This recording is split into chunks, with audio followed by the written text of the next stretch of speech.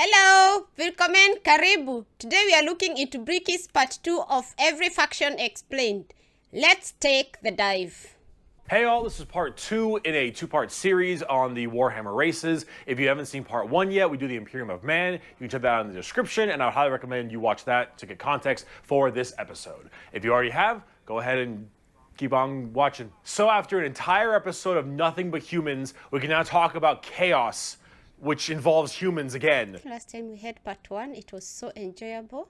I couldn't hold myself anymore and was so anxious to start the second part of it. A little bit less, we also got demons and shit. I just felt someone grab my ass. What? Like hard, Nick. So, as I've mentioned many times before, we've discussed the warp, the immaterium, the hellish landscape, the purgatory dimension realm between the material realm of our existence. Now, in the warp, it's terrifying, horrible, there are demons everywhere, things are crazy, all your minds and thoughts and emotions get projected there. It is both formless and empty, it is vast and tiny, it obeys the laws of time and physics while simultaneously does absolutely nothing of the sort. I must say I have heard about the warp, but not so much, so I'm really interested to see on what we are going to find along the way. Hodgepodge and a culmination of just unknowable, eldritch, horrifying shit. And there are 4 gods that permeate in chaos and the warp. Wow. These are the 4 major chaos gods. Okay. And if we wish to learn about chaos, we need to learn about each and every single one of these chaos gods. First up, we have Khorne, and he is the easiest. Khorne is your classic Satan. He is all about anger, murder, fighting, blood, guts, death. You ever heard the term blood for the blood god, skulls for the skull throne? That's Khorne. The whole idea is that he is all about the fury and strength of battle. He doesn't care where blood comes from so long as blood is flowing. He wants to fight and murder and carnage and slaughter and death. I think that is really chaos. Very simple to understand. Next up you have Tzeentch, and Tzeentch is the god of change. However, the god of change, it's permeates in so many different other ways. He's the most eldritch of all the demon gods. He has this weird way to always be plucking at the strings of the universe. He's always conniving and scheming and doing his best to cause as much little bullshit as he can. Tzeentch is unknowable. Everything that makes sense, he will and won't do. Every future and setting and every type of I must say that the eyes on his heads are real creepy. Oh my god. destiny or fate is all foretold and also goosebumps. changeable. It is set in stone while also completely random. He knows what everything is going to happen and also that none of it's going to happen. You would ask Tzeentch a question. That question leads to 3 more questions. Wow. And those questions lead to the heat death of the universe, which asks 4 answers to those questions. And then he thinks to himself, what are questions even really? And are you even asking the questions, or are you simply giving paths to answers and other horse shit? Tzeentch is just, I'm gonna fuck with stuff. He is yes and he is no. He is the understanding and he is complexity. He is unknowable.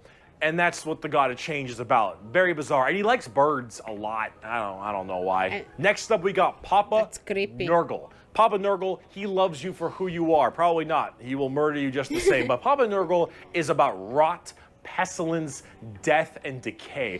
He is the end of everything. Him and Tzeentch do not like each other very much because where Tzeentch represents change and adjustment, Nurgle represents stagnation and death. He is all about miasma and pestilence and large. Oh god, he's so ugly. Oh my god, he's so really ugly, but he's a god of chaos. One of them. So let's see. Bloat and pus and organs and people just being sedentary, sloth. He is the idea that everything will rot and decay and die. Nothing is certain besides decay and death. All of us will end up the same way.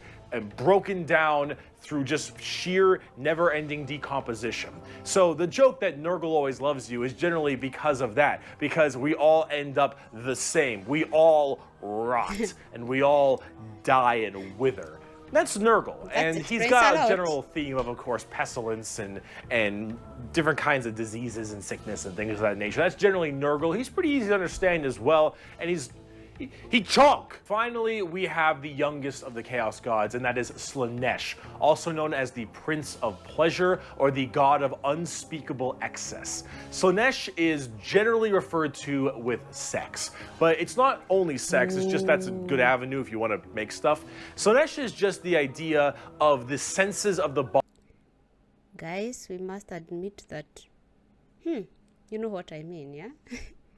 Yeah. Body being cranked to not just 11, but more like 17. See, we'll discuss Slaanesh a little bit more when we talk about the Eldar, because they done fucked up. It, or whatever, is mainly about just the excess of emotions. And therefore, sex is generally a large part of it. However, it's mostly pain and torture.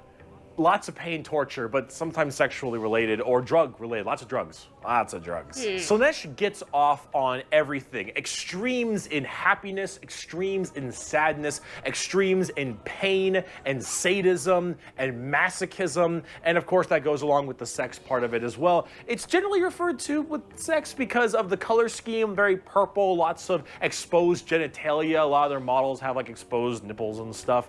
And that is generally the theme you go for from a physical side, but it really embodies everything, mainly pain and also the excessive amounts of emotion. So when it comes down to... It's really creepy, you know? Excessive amount of emotion, that when you're expecting to feel the joy and the emotions that really you get attached to, then I guess that is really creepy, to feel emotional pain. Oh my God. You'll find a lot of them have things like spikes or whips or any kind of BDSM style gear because it is unspeakable excess, the Prince of Pleasure, everything in excess to the point where it is just sheer frightening. That is Slaanesh in a nutshell. A little bit bizarre and a little hard to describe sometimes, but as we talk more about the Dark Eldar later in this video, you'll understand it far, far better. I guess I would never want to meet the They might Slaanesh. be thinking, why would anyone ever want to join Chaos? They all look horrifying, screwed up, and just frightening things, right?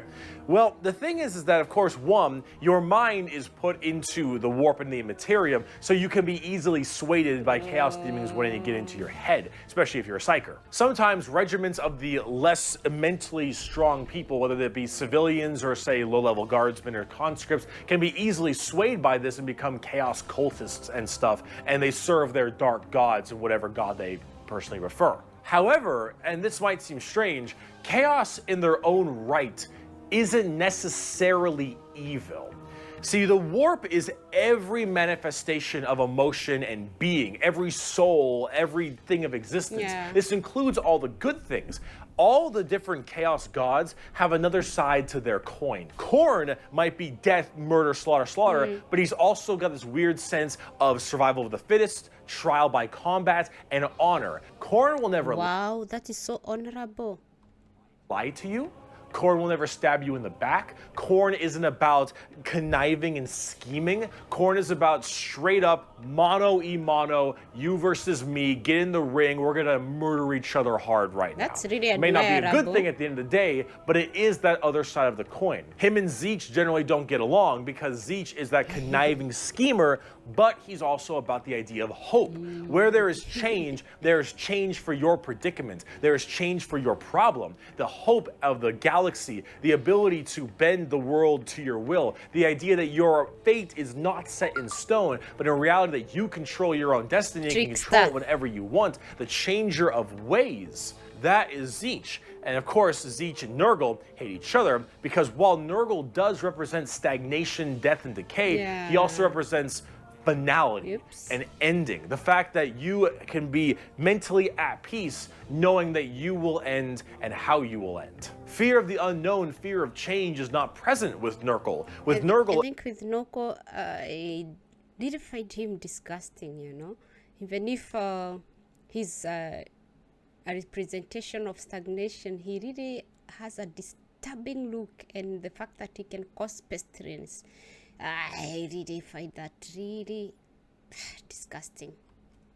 Everything will rot and die, and that provides that finality, that ability that this is over. We are all the same, and we will all end the same. But there we know he has the a meaning point. of life. The meaning of life is to live and die and rot.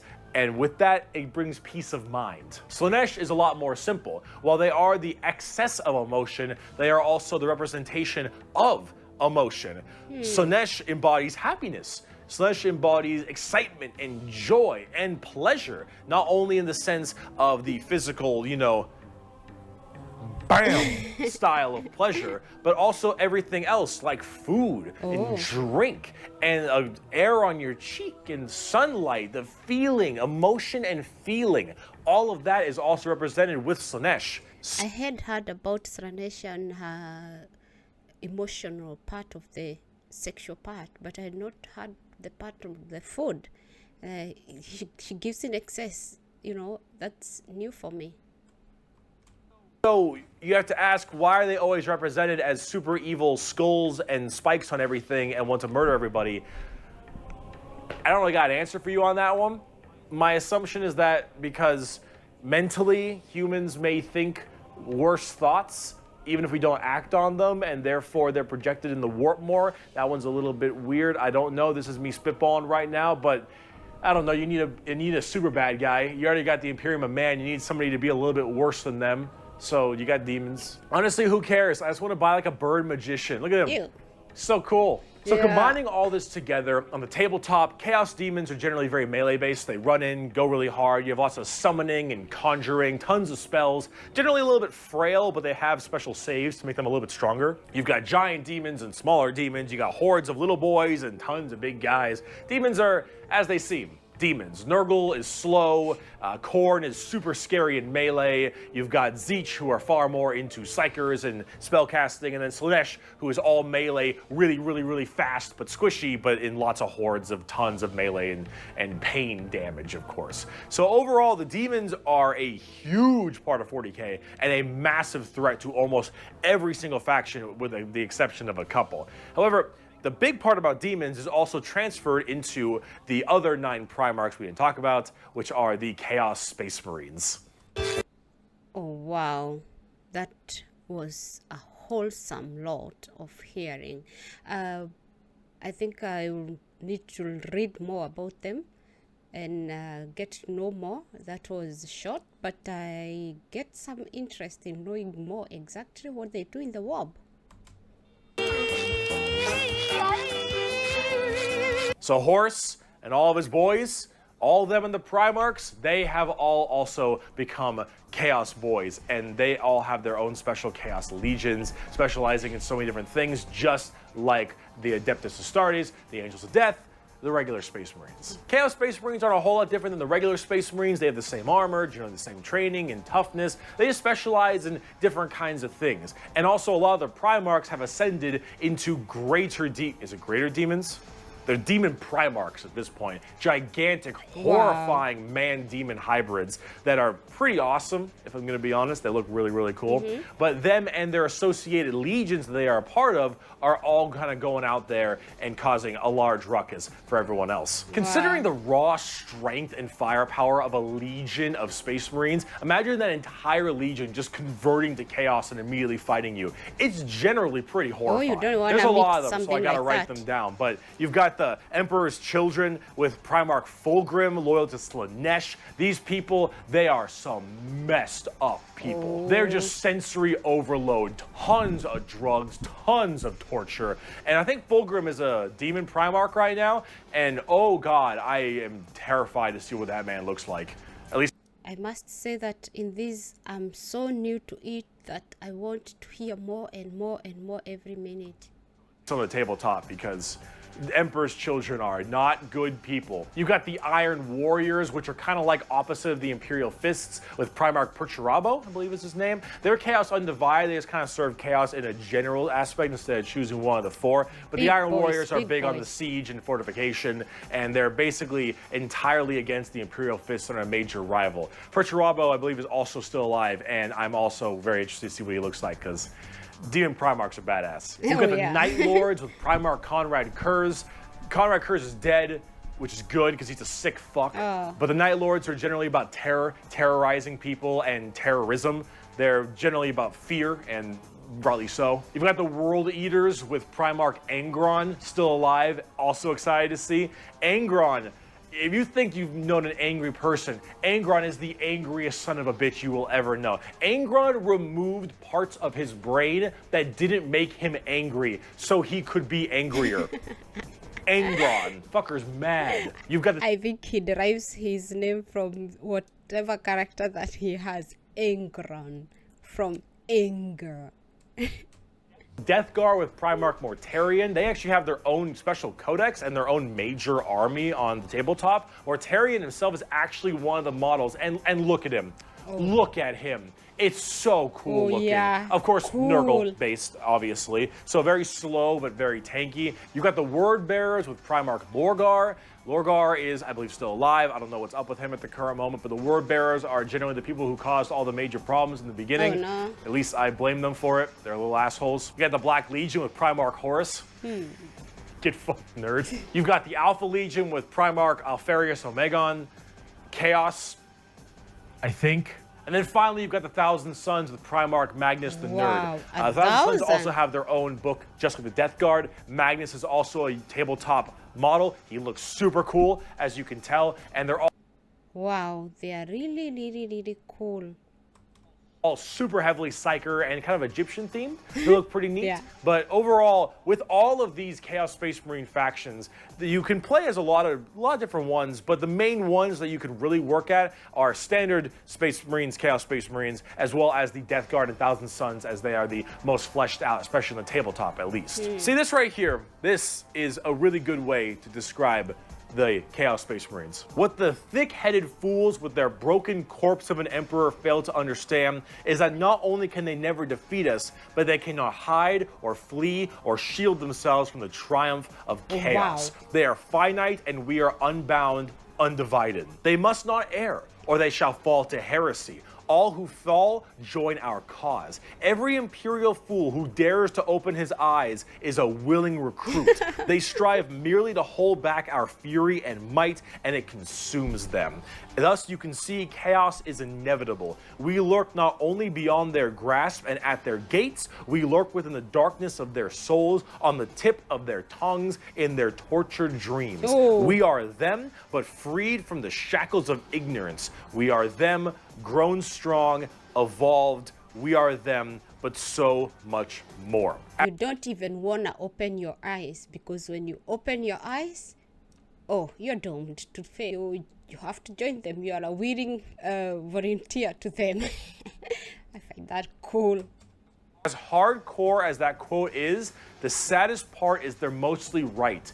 Chaos is basically unkillable.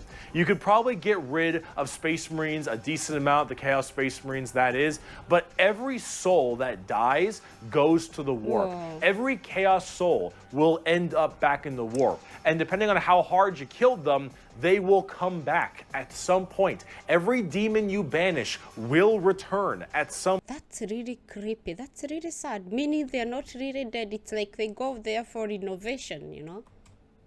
point. Chaos is unstoppable. The warp is unending. And while maybe there is at some point some way to stop them somehow, the resources to do so, the requirements to do so, are so far beyond the reaches of man and the other races at the current moment that really it's just an unstoppable force that just keeps on coming and is just barely being slowed. Chaos is by far the biggest threat. They are without number, their legions are everywhere, and yeah, they're pretty scary. So I promise we're done with humans now. Let's talk about some Xenos. Okay, these are new to me as well. So let's talk about the Eldar, or also known as the Eldari, which are a super hyper specialized and very technologically advanced race of, well, elf people. They were as well responsible for the creation of Slaanesh. Oh no. Wow. That is awesome. Look at that. The imagination, oh my god, that's really, really cool. Newest demon god. How'd they do that? Debauchery on a world-ending scale. See, back in the day, it was just Khorne, Tzeentch, and Nurgle. And the Eldar are very, very ancient. Okay. Millions of years. These Eldar, however, have a bit of a sensory problem. Okay. You know, every kind of pain or feeling that you have is a little bit amplified compared to the normal. Oh. However, with Eldar, as their race advanced so excessively, and they became so self-reliant, and everything became so easy, there was no requirement for food production anymore. There was no shortages. Everything was basically done. Everyone was so comfortable, and that comfort breeded this weird sedation, and that sedation breeded the requirement for more and more debauchery. Oh, wow. Debauchery! Debauchery! Debauchery! When everything you have can be so easily acquired, you will end up down this road of pure debauchery. All of the senses the Eldar had that were so powerful, things like feeling, happiness, sadness, and just evil and good, all needed to be satisfied and satiated. And the desire to satiate these senses grew more and more with worse and worse debauchery. Oh. It started off with things like sex and drugs becoming so much more rampant because these are the first things you generally turn to when requirements for living are so easily accessible. that's It would true. get to the point that made Sander Cohen in BioShock look sane. All right, this is the kind of debauchery it led to. It was constantly satisfying and satiating these sexual and sadistic or masochistic fantasies that only elevated and elevated. And this was species-wide. People started going down darker, more depraved, and more violent paths as time went on. However, some people didn't entirely take to that. Some of the Eldar were looking at this depraved species that they had become and said, no thanks for me, dog, I'm good. And they bailed. These are the craft world Eldar. They I apologize for my silence. It's just that this is so interesting. I just want to hear every part of it. left on these giant continent-sized starships called craft worlds. They believed in learning the old ways of the Eldar and pushing away from this depravity and debauchery and going back to their main roots. And so they would segment themselves on these giant craft worlds far in the outer reaches of space. They even had this thing called the Webway. Remember what we mentioned about warp travel with the Imperium?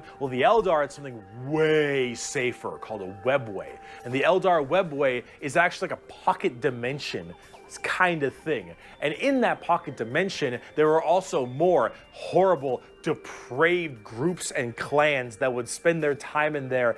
And if you imagine the debauchery was bad already, these were debauchery X10. So all of this continued, and it bloated until Slaanesh just burst forth. All that emotion, all that mental, well, thought processes, I suppose, all of this in such a condensed space. Don't forget, this is all being shot, all their souls as well, into the warp. Yeah. All this depravity right into the warp. So what happened? Boom! You blow. Slaanesh was birthed and killed off 90% of the entire Eldar population. Untold my trillions. God. Trillions had their souls ripped from their bodies and their actual fleshy bodies devoured by Slaanesh demons. The entirety of the Eldar race was eaten alive and their souls consumed to the Prince of Pleasure. All of them Oh my God. got fucked up. It was so bad that it literally ripped a warp hole into the fabric of the materium called the Eye of Terror. That's literally this like quasi horrifying gateway portal from the materium and the immaterium right next to Cadia. I wonder what could have stopped them, the Slaanesh, because if they were that strong and eating up like this, then oh my god, this is really fucked up. I wonder what happened and how they would be stopped. And it is horrifying. So this Slanesh, also known as She Who Thirsts by the Eldar, slaughtered the entire really population disgusting also. except for a couple. Those in the craft worlds were actually not affected by this, as they were so far in the reaches of the galaxy. That crazy crack, that birth of Slanesh, only affected the ones in the center. Okay. So these craft world Eldar were able to escape, but Slanesh got their sights on them. Every time an Eldar will die, their soul doesn't just pass into the warp naturally. It goes straight to Slanesh, craft world or not. What about those people in the webway? Well, imagine that giant birth happening, but they were only able to just barely get a grasp onto you. Slanesh was just barely able to hold on. Yeah.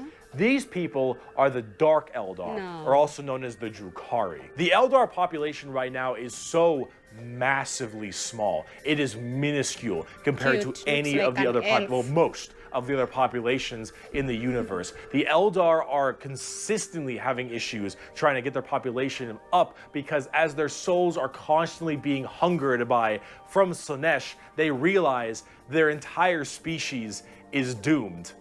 And they understand it very well. Since the time of the fall, our race has been haunted by what we, in our reckless pursuit of hedonistic indulgence, gave birth to. Though our dreams once overturned worlds and quenched suns, we are now but fitful shadows clinging to the edge of existence. All the stars in the sky cannot blot out the hateful glare of the red moon's eye. The birthing place of the great enemy pulses with all the malice of a demon that is dreaming, casting its shadow over all we have ever done and all we ever shall. Every twisted strand of fate and casting of the runes leads me to this time, to this place, and it is clear that the final battle awaits me at the ancient Crone worlds, a conflict the likes of which has not been seen since the Monkai warred amongst themselves and their corpse of a seer fell to his traitorous son, is coming, and all my steps lead towards it, no matter that I walk other paths. I see the stars stained red with the blood of the Monkai, and though their wars do not concern me, I would gladly let them destroy one another.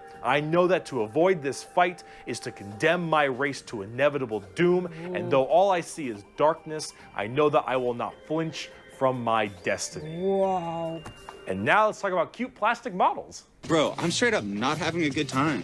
Yeah. The first playable race we have for the Eldar are the Craft World Eldar, and living in those Craft World starships I mentioned earlier. And each of them have their own kind of Craft World, almost like a Space Marine Legion. Each Craft World is in itself its own special kind of group. And the Eldar themselves are very fast and rely a lot on trickery. They are squishy. I like their spaceships. They are really cool. They look like great imagination that can never happen anytime soon. Weak, but they're very in tune as psychers. Tons of psychers across the entire Eldar population, and their weaponry and abilities are fast and extremely hard hitting, but of course rather fragile. Understanding an Eldar's brain is an exercise in futility. They are all over the place in confusion and trickery on a whole galactic scale. They fight weird, they think weirder, and Eldar in their own right really rely on this to keep their species alive. They need to think about deception and the strangeness of what they do if they truly want to not be immediately murdered and slaughtered wholesale thanks to their entirely small population. However, I must say that it seems like their population is getting slightly better. These craft worlds hold millions upon millions of people. As they continually, reproduce and have their craft worlds expand, losing a few people in battle, while hurts a lot, they aren't really losing what's extremely precious to them. It's not like every single death means the death of their species. It seems like they're kind of on the upturn a little bit. They're still a doomed race being sucked into Slanesh every time someone dies, but they are definitely doing a little bit better than they were before. Eldar are fast, cunning, and what they don't make up for in tankiness, they make up for in extremely advanced weaponry. They also call humans Monkai, which is something I mentioned earlier. Oh, come on. That is a derogatory slur for humans in the Warhammer world. Why is it called Monkai? Well, it's because you can't, in your game, call people monkeys. Yeah, that is true. On the tabletop, exactly what I said. Not very tanky, generally pretty squishy, hit like trucks and move at Mach 5. Fast. I like them. I think they're so cool, though kinda scary. Hit hard, die fast. Exactly how it sounds. They've been good for a very long time, too. We bring only death and leave only carry on. It is a message even a human can understand. That's right.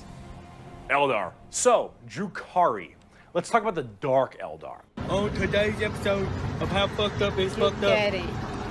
That's fucked up. So those people I mentioned in the webway, in the super deranged cults and the depraved people of the Eldar, in the webway, they didn't quite get a hold onto them. Slanesh like has them, but it has them on like by the pinky finger.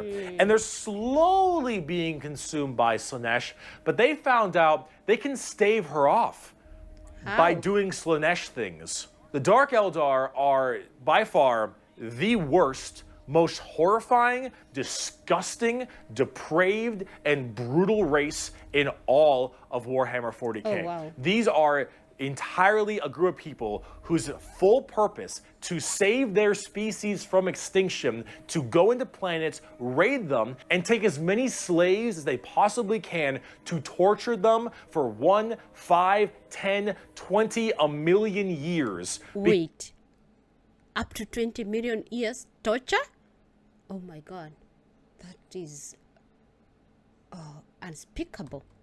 Because that torture will keep them from dying. They look very BDSM style too. They definitely have a lot more spiky bits and they have a lot more of that kind of leathery black look to them. But let's say you are an upstanding Imperial citizen living life on a regular planet. You get invaded by the Necrons. Yeah. The Necrons will shoot you with a deatomizer and you will be destroyed in a millisecond, and that's it. That's true. Not the worst way to go. You are invaded by Chaos Marines or something. You take a bolter shot to the head or a chain sword across your stomach and you get cut in half. Yeah.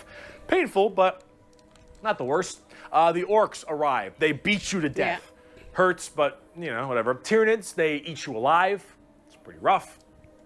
I like this part where he's explaining how each and every faction can kill the human, like this humanoid. Yeah, it's a way of telling you in simpler terms the way the torture levels can increase.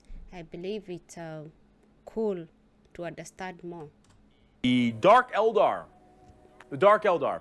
This is going to get a little graphic. I apologize. You pray you die. You don't. Yeah. You are instead taken as a human slave.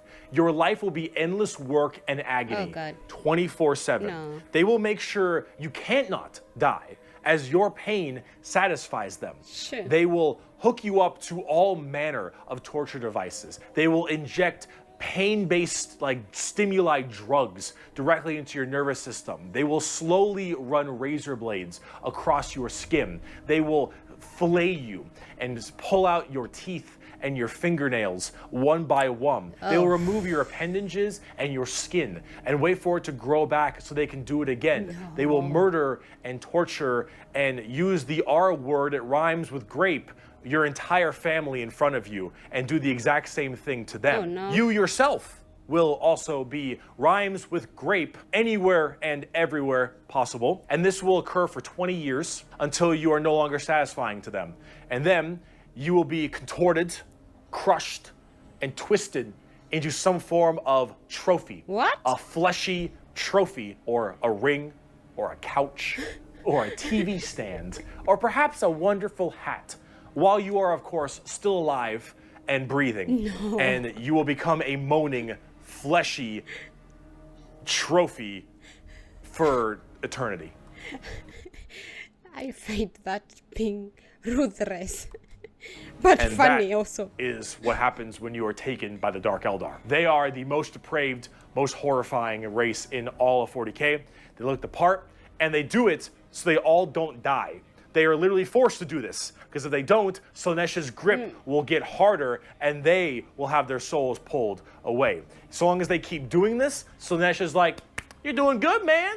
You're doing solid. You keep that shit up, you elf-eared bastards." That's the Dark Eldar. That's the Drukhari.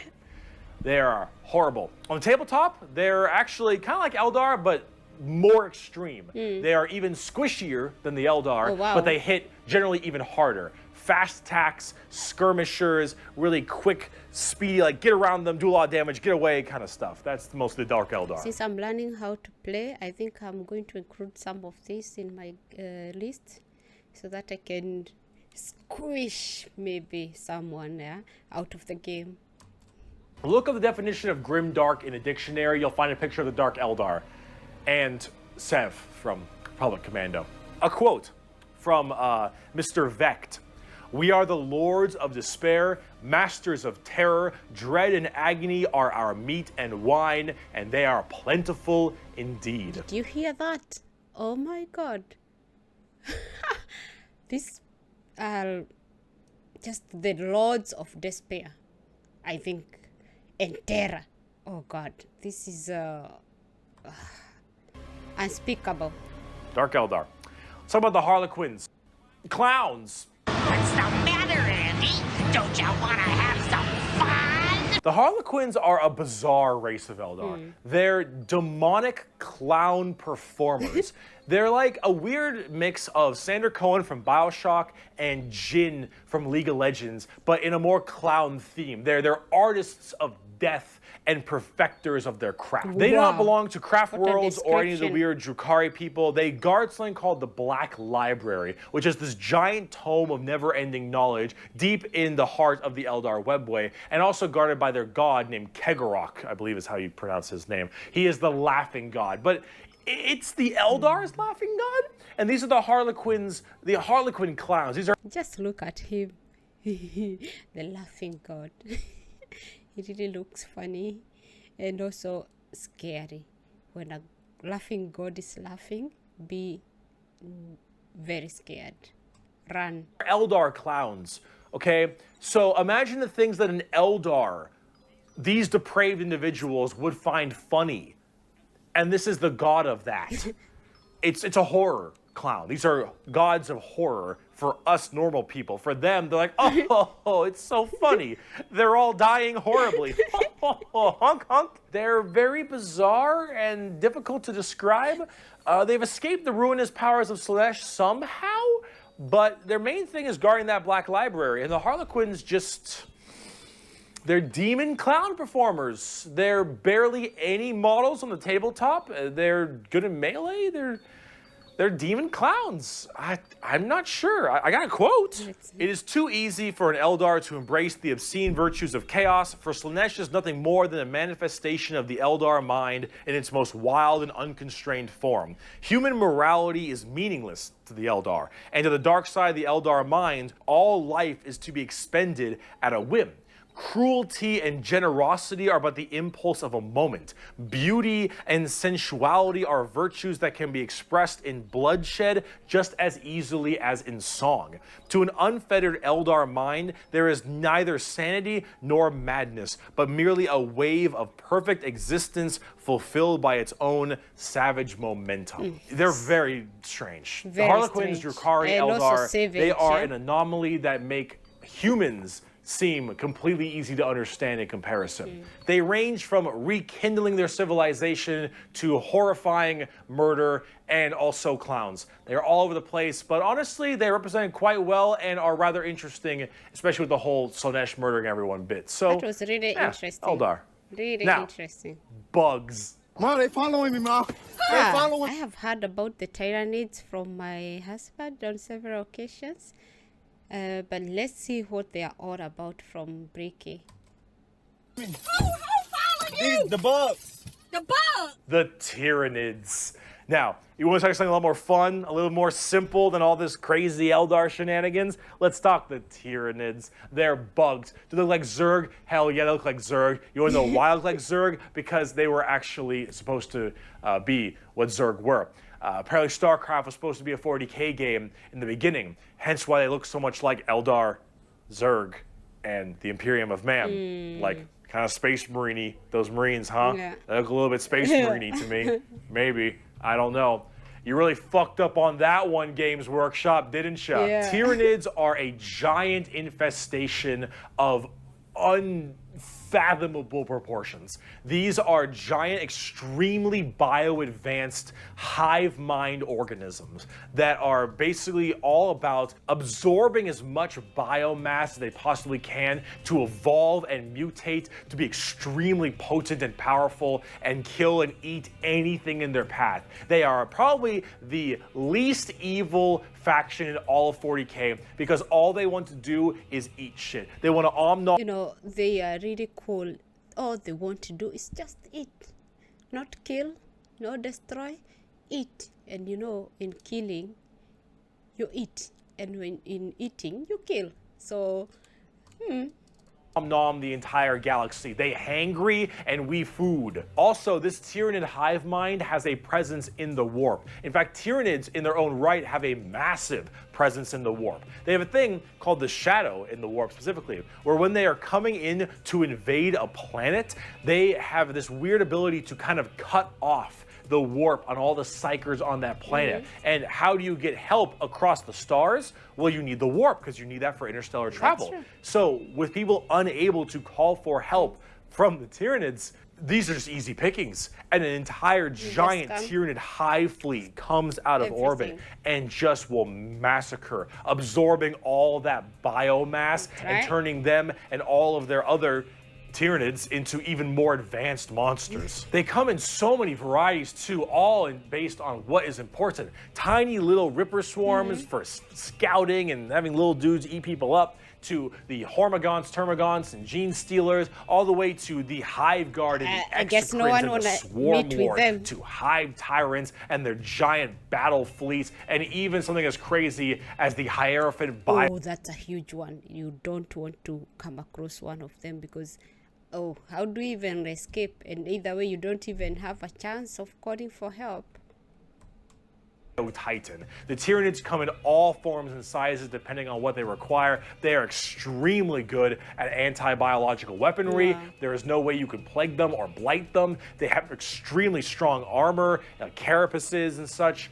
Tyranids are nigh perfect organisms and are pretty spooky when it comes down to how they handle all of their genetic material. Keep feeding them, they'll keep evolving. They keep on creating new horrifying organisms to spread across the galaxy. And you want to know what the most terrifying part of the Tyranids is? We might be surrounded. There have been like around 6 or 7 Tyranid hive fleets. Behemoth, Kronos, all these different kinds of hive fleets. And they've all arrived in the galaxy from different points. Different sections of the Milky Way galaxy have had different Tyranids come through. And that is horrifying because as far as we know, we could just be surrounded on all sides by Tyranids. The only reason you may not hear a whole lot about Tyranids is because it's a little bit hard to have a bunch of story off of one hive mind genocidal monsters. All these giant bugs swarming in, killing and eating everybody and evolving. I mean, as cool as there are, there's some cool characters, the Swarm Lord, Old One Eye. You can't really have a whole bunch of major character-based stories around them. As awesome as they are, they're simple. They want to eat you. They want to eat you and absorb your biomass. They are simple bugs. If you want something a little more complex, talk Gene Stealer cults. I can have all the pot I want, I get around faster than walking, and wherever I need a seat, I can just sit on my balls. Gene That's really funny.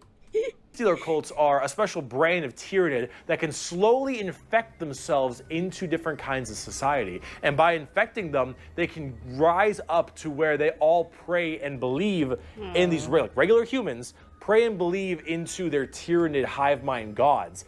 And these brood lords and I think they're called patriarchs all can turn an entire world all based into Gene Stealers. And these are called Gene Stealer cults. An entire hive world of the Imperium can be turned into nothing but servants to the Tyranid masters just by infecting them and screwing with their genetic code a little bit.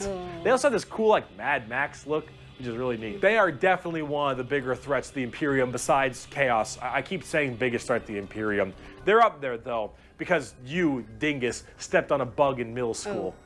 asshole. There is a cancer eating at the Imperium. With each decade, it advances deeper, leaving drained, dead worlds in its wake. This horror, this abomination, has thought and purpose that functions on an unimaginable galactic scale. And all we can do is to try to stop the swarms of bioengineered monsters it unleashes upon us by instinct. We have given the horror a name to salvage our fears. We call it the Tyrannid race. But if it is aware of us, it must know us as nothing but prey. Tyranids. Oh, man. They're cool. They're cool. But are they as cool as the orcs? Every screen's gone red. That means I'm super fast. The orcs, almost like the mushrooms. Orcs, orcs, orcs, orcs, orcs, orcs, orcs, orcs, orcs, orcs, orcs, orcs. I fucking love orcs. So, yes, the green monsters, the green tide, the green skins. These orcs, they are in fact a race in 40k. The orcs are as exactly what you expect them. They have archaic weapons, they're big boys, they have axes, and they have got big old teeth, and they want to kill everything, and there are so many of them. Yeah, mushrooms. The only reason they haven't taken over the entire galaxy is they can't stop murdering each other. Orcs are so cool. Orcs don't have philosophy. Orcs don't have existential crisis. What matters is who's the biggest orc. You listen to that guy because he the biggest orc. He big orc knows best. You win through the power of imagination. Of all the races I have battled throughout the galaxy, the orc is the hardest to comprehend. They wage war with machines that should not work, care little for strategic gains, and are just as likely to slaughter each other as the enemy. How does one battle an enemy that defies all logic? I also don't understand how. How does one battle an enemy that defies all logic? Bah, I cannot understand also. But they are really cool, massive, many. Like, they keep coming. No matter how many you kill, they keep coming. They are mushrooms. As an orc, you're enjoying life. You're enjoying the life you're given. Your whole life and job and purpose is to get up and beat each other to death because you can. The biggest orc is the man who understands everything. He is the boss. And orcs have this really weird, like, big, dumb, stereotype British accent, which is just hilarious to me. Those are orcs. You fight. You like to fight. Your whole purpose is to fight. You wage war because you want to wage war. You got your boss over there, and you better listen to the boss, because if you don't listen to the boss will squish you and make you an example for the other orcs. And then you can't fight because orc dead. And orc dead can't fight because orc dead. Orcs. They scrap together machines out of parts that don't make any sense, and because they believe, they have the mental imagination that that machine will run, it'll run. If that machine's out of gas, you're driving that machine with your fellow orcs, and the biggest orc is behind the wheel, and you run out of gas, some orc behind you is like, oh, Zog, we're out of gas. And the big orc is like, no, we're not. I filled the fucking gas tank up earlier. And all the other orcs are like, oh yeah, you did do that. That's and then true. you turn the fucking mech back on and it works again. Does it have gas? Probably not, but it works. The power of imagination. Yeah. They paint things red because it makes them think that goes faster. They paint things purple because it's the sneakiest color. You wanna know why? You ever seen a purple orc? Didn't fucking think so. Orcs are also like ancient as hell. They're back. I think Bricky gives them the real description of who the orcs are. I love this. In the Eldari time frame. But back then they were called Krorks, and they were much larger and scarier and far more intelligent. Now they're just orcs, and they're big, dumb, and they smack things. But they're pretty spooky. They're not very well armored, but they hit really hard. That's true. And it's called the Green Tide because there are so many orcs. There are about as many orcs as there are Tyranids. Maybe more. Who knows? But they keep on, murdering each other, so it's not too bad of an issue. Orcs are entirely comic relief. Their stuff is slapped together. That makes no sense. Their vehicles don't work the way they're supposed to, but they work because they think it works, because they imagine that it works. They just have a great imagination. And what's wrong with having a great imagination? I really love that. Orcs care only about who is the biggest orc, and they will follow the biggest orc. And then if they want to be the biggest orc, they'll challenge the biggest orc. And then when they go and they issue a wa is just war in orc, they murder everybody and everything in this giant tide of green orcs who are just excited to be hitting something. They don't care that they're hitting Eldar or the Imperium or Tau or anyone in between. They're just so they get to beat shit up. That's orcs. And on the tabletop, they are a total coin flip, and they're really fun. Yeah. I have never met a salty orc player. I have never met someone who plays orcs and is ever just a bad guy or that guy. Orc players have this kind of fun to them because when you play them, you are completely submitting yourself to RNG. That is so here's the thing. Guardsmen, Imperial Guardsmen, when they shoot, they roll a dice, and on a 4 up, they'll hit their target. They have a 50% chance. Yeah. Space Marines, pretty good. They hit on a 3 or higher because they're well trained. Adeptus Custodians, they hit on 2s because they're just super well trained. Orcs, they hit on a 5 or higher. Wow. But if they roll a 6, they get to make another shot with anything, from the dinkiest pistol to the biggest rocket launcher. It doesn't matter. Half of their stuff will blow up on a whim. One of their medics, if you roll a 1 to heal someone, you fuck up your surgery and you just kill an orc. They're so wacky and silly. But the thing is if you roll well, you roll high, and you keep rolling high, you are going to crush. I bet this depends on your luck when you're throwing the dice. If the dice gives you a very good numbers of 5 and 6, you are good to roll. And I hope, because I'm a lucky person, to get more 6 and more 6 when I start playing. And I hope to get more winning part, yeah? People. And if you don't, you lose. I mean, that's what you get when you play orcs. That's what happens when you play orc. It's a coin flip. Which is why you can't be a salty bitch when you play orcs, because things won't go your way. That's true. It's just the roll of the dice. You're playing a dice game. But if you're going to have fun and you want to be stupid and you want to be silly, you're going to play some damn orcs. Yeah. But on the opposite side of the fun part of this, let's talk about the Necrons. Badasses. The Necrons are spooky, scary skeletons and very grimdark again. They have a much more fleshed out lore than before. Back in the day, they were just undead Egyptian space terminators, and they I have heard about them a little bit. Let me hear what he has to say. still look that way, but then they actually have a story. So way back in the day, you had the Necron tier. Kind of see a theme here: Eldari, Eldar, Krork, Orc, Necron, Necron tier. So the Necron tier were this race of generally kind of shitty people. Not because they were personally shitty, because their lives were awful. They were ill-fated to a horrible existence of like radiation and a terrible planet they lived on, and everything just really sucked. Being a Necron tier was just really depressing. They really were looking for immortality. They were extremely reliant on the hope that they would eventually find the key to living forever and just stave off this horrible nature that they were thrust upon them, and therefore they could become the most dominant race in the galaxy. And they found this group. They're called the Old Ones. Imagine them kind of like the Forerunners in Halo or the Xel'Naga in StarCraft, right? These Old Ones were these strong, pretty much omnipotent beings, and they, of course, knew the key to immortality. So the Necrons went to them and said, please, show us your ways. And the Old Ones said, piss off. Not really, they were a lot more humble about it, but they did not want to share their secret of immortality with the Necrons. I think they must have a very good reason not to want to share their secret to immortality. Either way, living forever.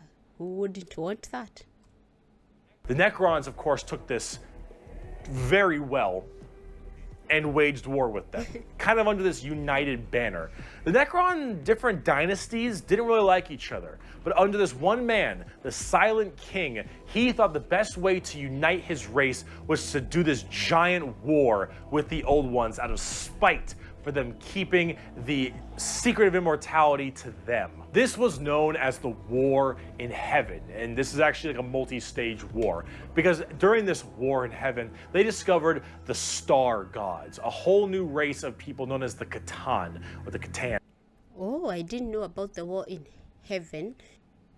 These star gods were also very much like old ones, almost omnipotent beings, and they too had the key to immortality. And so the Necrons went to them and said, hey, can you help us fight off the old ones? Can you help us kill these old ones, you, the Catan? And the Catan said yes. And in fact, we can help provide you with the immortality you so desperately seek. So the Silent King of the Necrons decided to make a pact with the Catan to allow them to accept this generous gift of immortality upon them.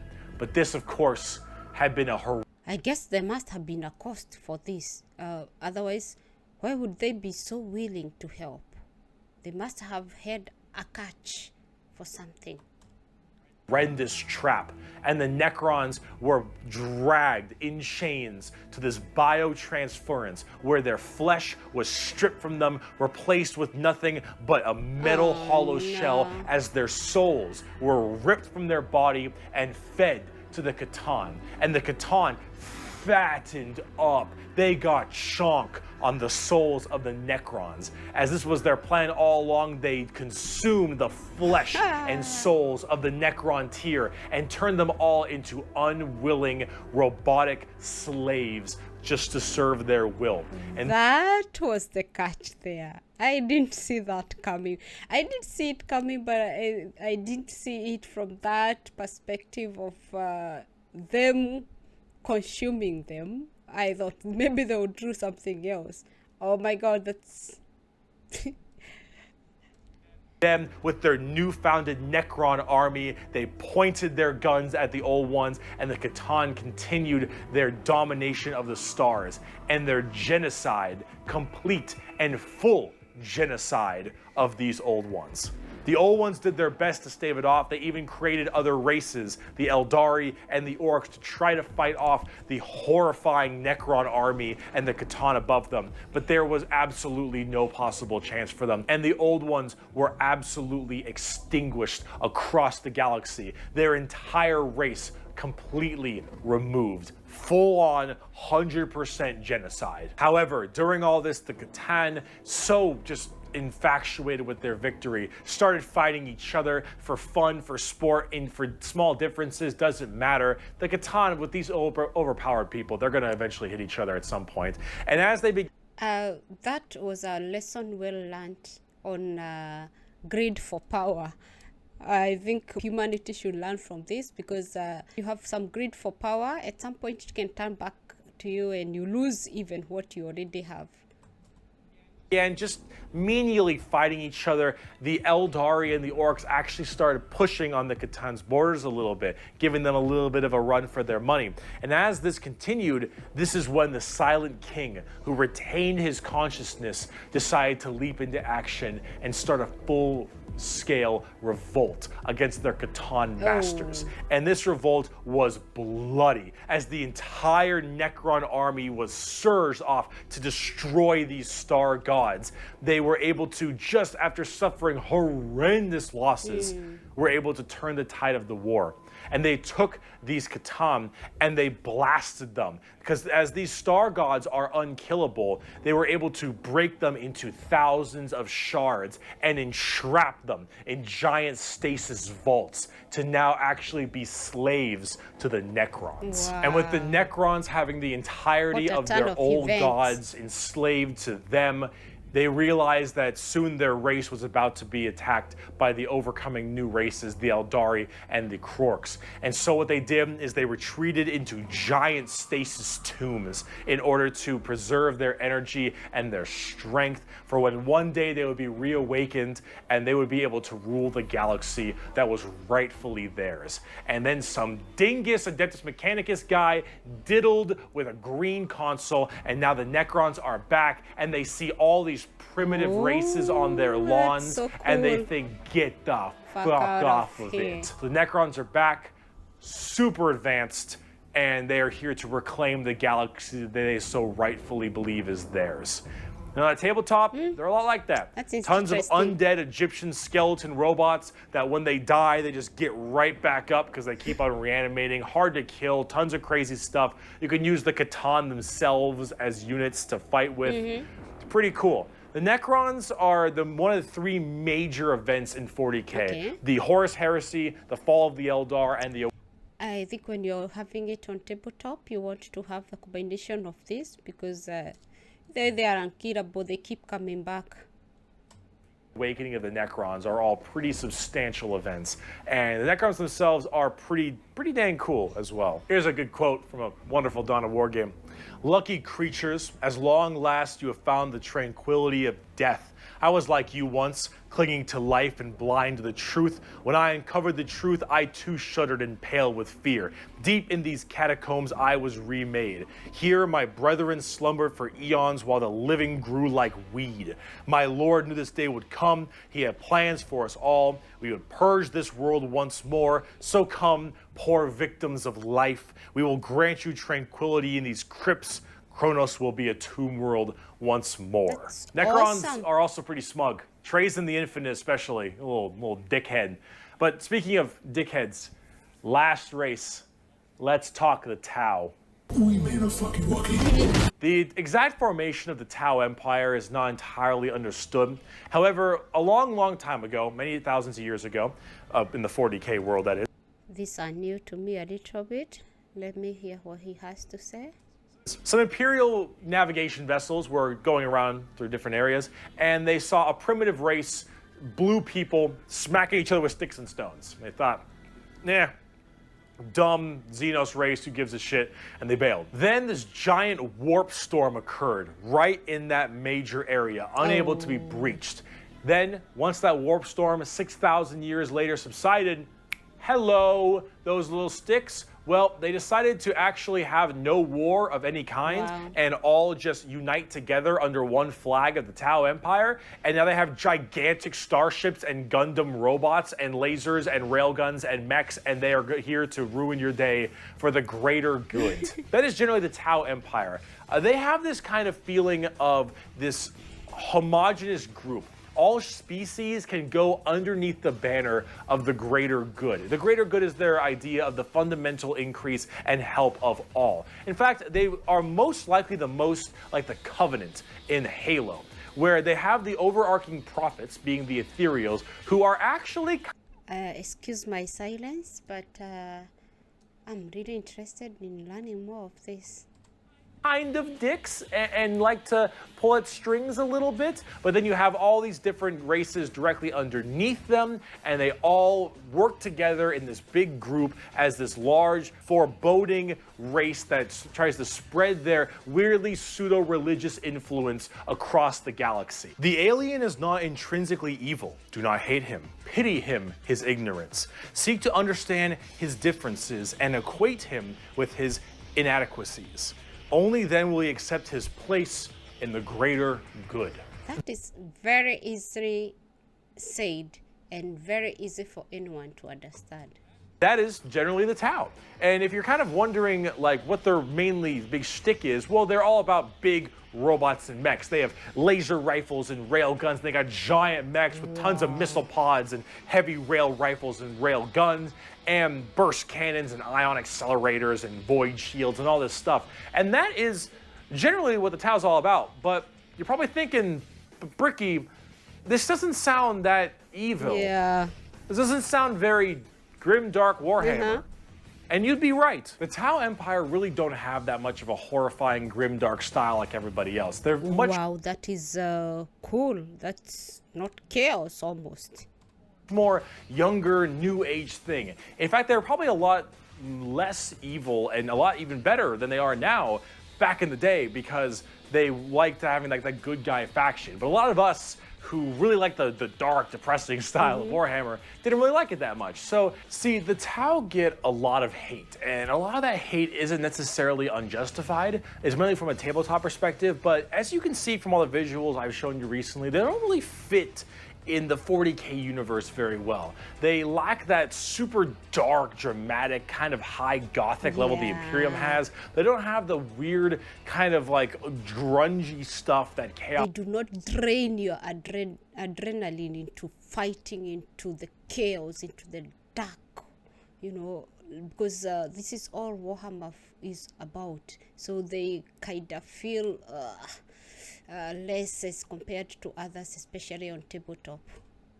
Monsters say the orcs do, and the Necrons and the Eldar have their own specific style as well. The Tau really do look like something out of Gundam, and while that isn't necessarily a bad thing, it does definitely not fit too well. That's true. There's that. There's also the tabletop problem. In tabletop, Tau are horrible at melee combat, but exceptionally good at range combat. Oh. So they blast everyone from really, really far away, and they have a million rules to make it so that it's nearly impossible for you to get into melee combat. So it basically just forces you to bottleneck the game In that into case, one you don't want specific to face gameplay them style, in which is range gun to gun. combat. And if you're doing gun to gun, they're going to win every time because they're the Tau, and the Tau are really damn good at shooting. So it's one of those things that make the Tau generally rather hated, and a lot of different reasons for that, both from style and such. But this is actually one of the things I wanted to end this video with, is that the Tau, while they have their issues, you should not be discouraged from playing them. I'll make plenty of Tau weeaboo jokes, of course I will, but it's all generally in good fun. Anyone who legitimately doesn't want you to play a faction is an idiot, and you shouldn't be giving them the time of day. You That's pick true. what you think is cool and what you like. In Warhammer, especially now, factions get better and they get worse. They grow and then they fall. You should only be playing what you think is cool. You like the look, you like the models. If you're talking tabletop, that is what you should be going for every time, is what you think is badass, because things change all the time. But the universe of Warhammer has so much going for it. Do you. Simple. What works for you best, that is what you take, because you will not have to take the opinion of others for this. Everybody is open to an opinion. Every faction has something interesting, every character has a story, and there's a million stories to be told. The universe is vast and exciting, and while it is dark, depressing, and horrible, that is the damn charm. And out of everything I've told you in these two videos, if anything you could take away is the reason why so many of us are so into this series and why we like it so much. Because with so much variety, such an expansive universe, and so much that can be done, you can find yourself having a pretty great time. That's right. Thank you so much for watching this video. I hope it has been informative to you. If you'd like to see more of me, Bricky, you have twitch.tv/Bricky for my streams. You have my merchandise site, in which I was wearing all of my merch, but underneath this, because I had to wear this so it wasn't black or white for the green screen, which is a little unfortunate, but it's fine. If you'd like to see merch, it is in the description. Also, if you'd like to support me on my Patreon page at patreon.com/. Thank you so much, Bricky. That was so educative. I want to see more and more. Thank you so much. I have learned a lot. That's a new twist for me. I really need to rewatch again and again until I learn more. That was a wholesome lot. I loved it. Bricky for more videos like this, then that would also be wonderful. So Twitch, merch, Patreon, anything if you want to support, that would be fantastic. I'd appreciate it. If not, I'm just stoked you got all the way to the end of the video, and that is enough for me. So I'm going to be having some more content like this out in the future. Thank you so much for sticking around this long and being with me through this pretty rough time. That's, I think, all I got. Also, before I go, let me leave you with my favorite Warhammer quote. He who scoffs at the power of the las gun has never ran through a field of 1,000 of them. Wow. Bye. Goodbye, my dear viewers. That was really good. I loved it. I enjoyed every moment of it.